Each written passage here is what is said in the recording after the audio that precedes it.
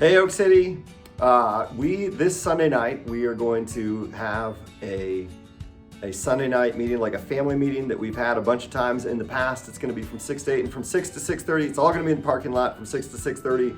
We're going to have like a potluck in the parking lot, but not really a potluck because we're not ready to eat each other's food yet. So it's a bring your own Bojangles potluck in the parking lot. And a chance for us to, it's just one of many chances for us to reconnect over the next few months because we've been so disconnected over the last year. And this one in particular, we've asked a few times that if you have questions about what's going on, because so much has changed in the last year, we really want you to have a chance to ask those questions and for us to have a chance to respond to them. And so preferably you'd send those in beforehand to admin@oakcitychurch.com or just jeff@oakcitychurch.com. It'll give us a chance to think those over and have a good response. But we're just going to talk about things that have changed and will change,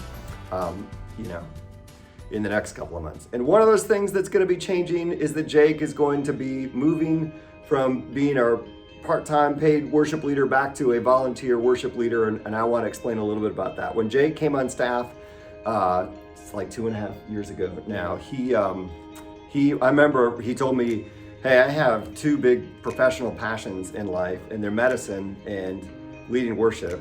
And it seems like this will give me a chance to satisfy both of those passions. And it was when Pat was leaving, and it was perfect for us as a church.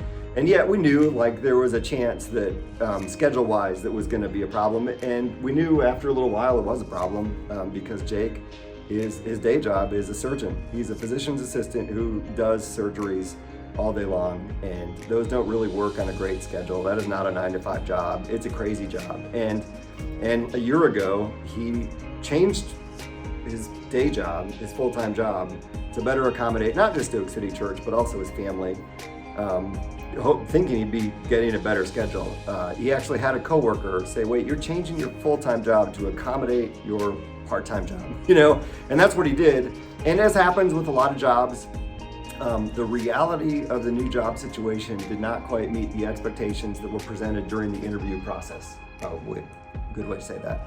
And so he ended up with a similar type workload. No one that Jake works with has a side hustle like leading worship at a church that takes what this is.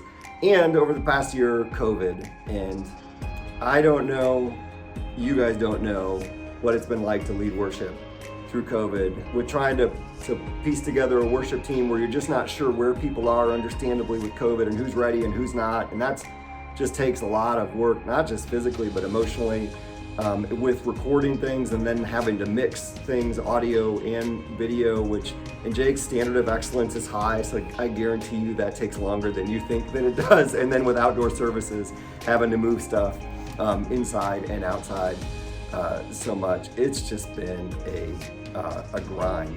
And so that all makes sense that he is going to take a step back from being on staff to going back to being one of our worship leaders, but doing that on a volunteer basis. And so this has nothing to do with performance, everything to do with capacity. He is an incredible worship leader, you know that, and I know that, and has done an incredible job through COVID, and we're enormously grateful for that. Yeah, I've loved my time, my experience doing it, and it's tough. It's tough to admit that I do have capacity, but I do. I can only be spread so thin, and I don't take it all for granted what God allows me to do. My passion is still there. I have the passion for music, for leading you, the church, and worship. I still have the passion for medicine. Have an even bigger passion for my family, and so what I found pretty quickly is that it's just really hard to give 100% to all three of those. And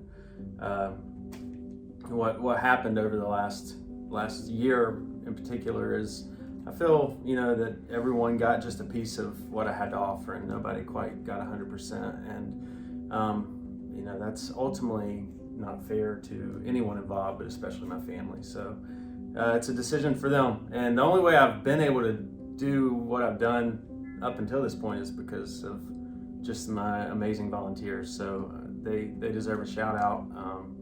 all the volunteers and the worship team that have stepped up throughout the COVID year is just, and even before that, when I had no clue what I was getting into when Pat left, and they just have always stepped up, always been faithful, and I'm so appreciative to all of them.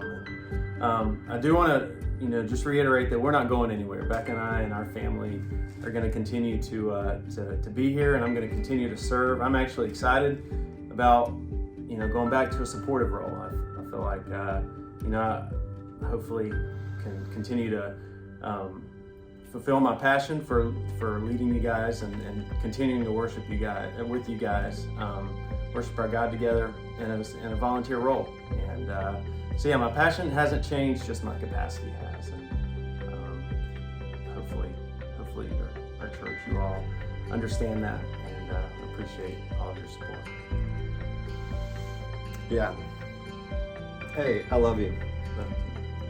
And you, as I've said, like through COVID, before COVID, a million times, God's gifted you as a worship leader, and He has graced us as a church with you to lead us in worship, pre this, during this, and post this. And I'm excited about that. We're excited about this, and I think it's the right thing for you and for your family. And I think God knows what He's doing. And so you as a church, I'd ask you to pray for Jake and his family. You can tell this is hard for him. I would ask you to just let him know that you appreciate him. We just don't do that enough for each other. And pray for whoever that person is that's going to be leading worship at Oak City Church. And God, just the process of hiring John in particular, God's hand was clear in that, and God's hand is going to be clear in this, but we need to ask Him for it. And so I'd ask you to pray for that and be there Sunday night. Think about whatever questions you have, whatever you want to know. This has been a hard year, a hard season, but God has great things in store for us, and we're going to have a chance to continue helping people come to know and follow Jesus. And we need to get everything back in gear and get back to work with that in the new reality post-COVID. And so be here Sunday night. We look forward to seeing you. We love you guys. See you.